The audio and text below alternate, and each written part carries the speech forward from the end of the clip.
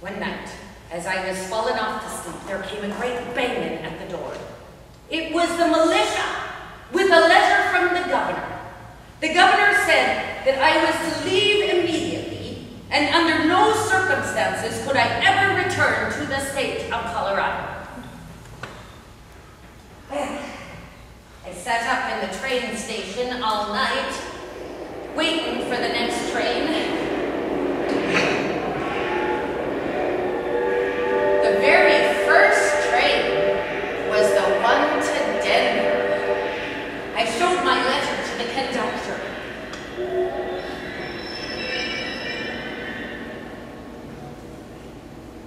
Mother,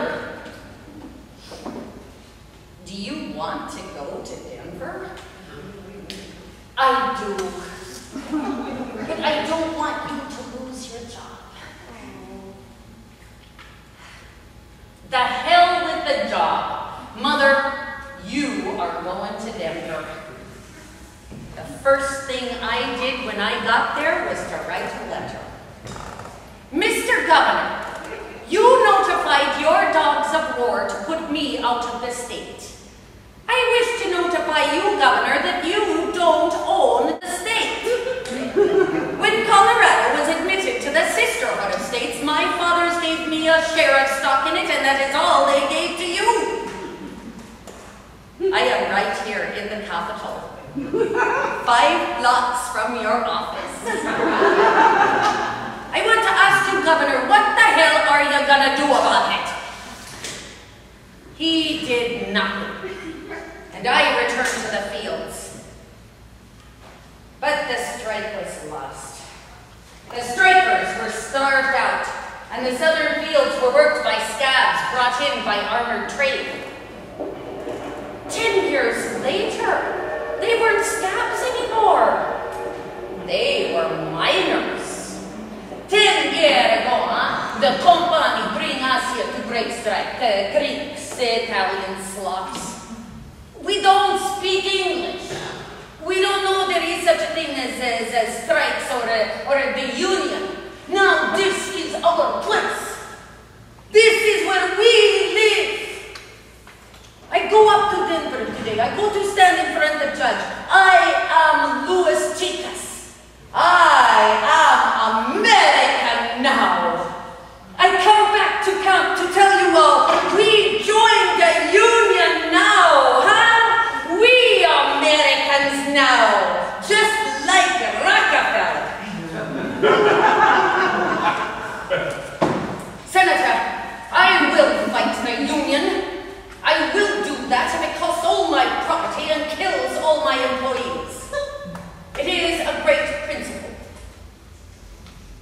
I was on my way back to Colorado to help Louis Chicas organize the miners. When I read that my old friend the governor had said that Mother Jones would not be allowed to enter the region where the strike was going on, the patriotic soldiers came marching down the pike, prepared to shoot and slaughter in the Colorado strike.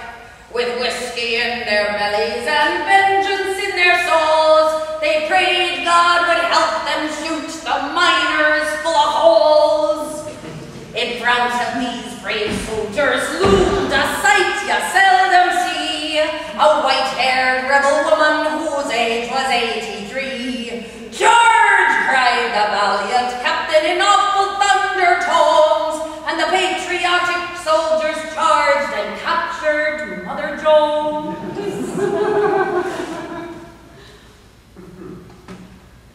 The strikers were kicked out of their homes and settled into a camp at Livable.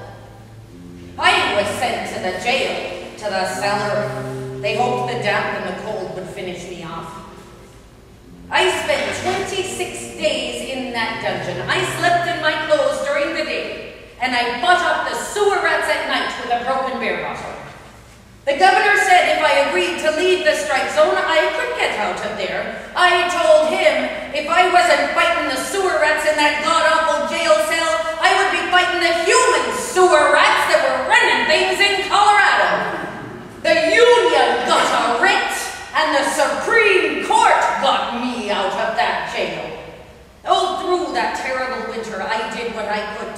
strikers. I went around the country, raising funds to buy warm clothes and food for the women and children.